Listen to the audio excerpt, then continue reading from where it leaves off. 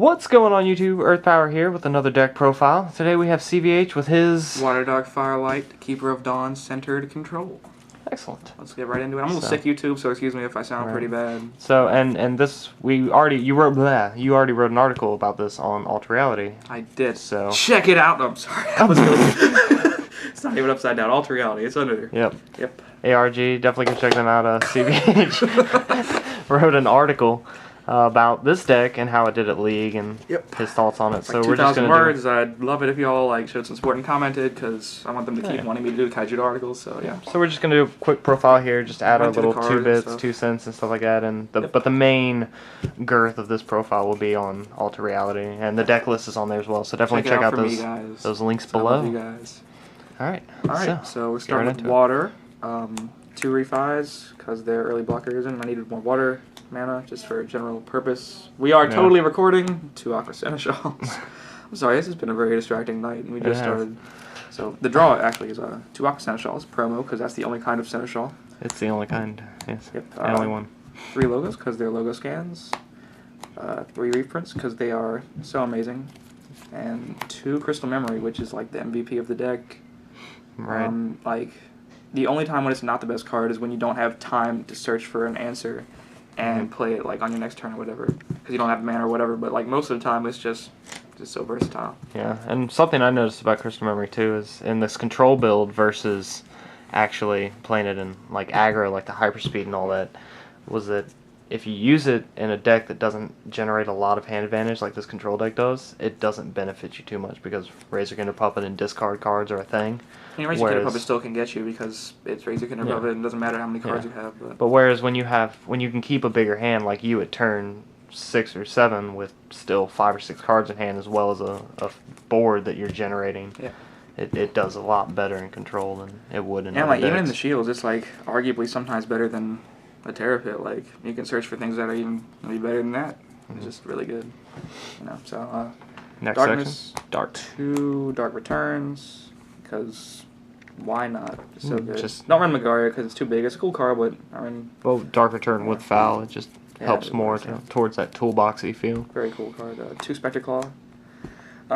This is still a great card, and I use it over Fumes because I can recycle it. Skull Shatter. It's great. I like to search it with memory, unless it's in the shields, then I cry.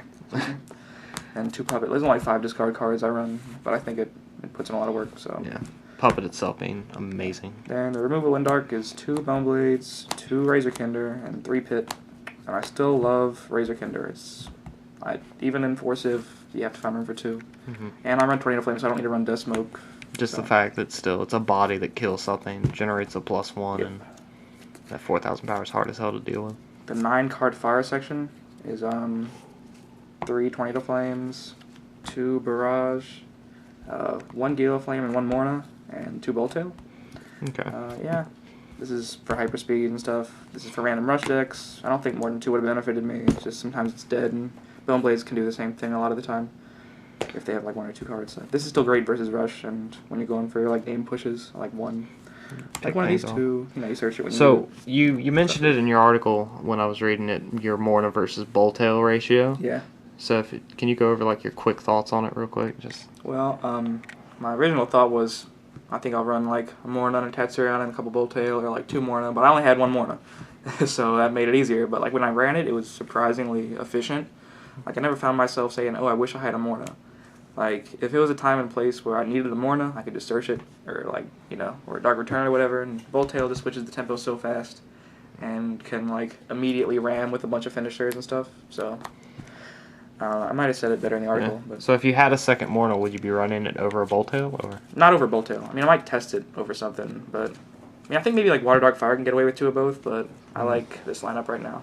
Okay. Yeah, I don't really see a need for Unchained, even though it's super cool with Stormspark. But yeah, and white is 3 Keeper of Dawns because they just recycle everything. Yeah, they turn your whole deck into a toolbox. There were games that I played all 3 of them, and they were amazing.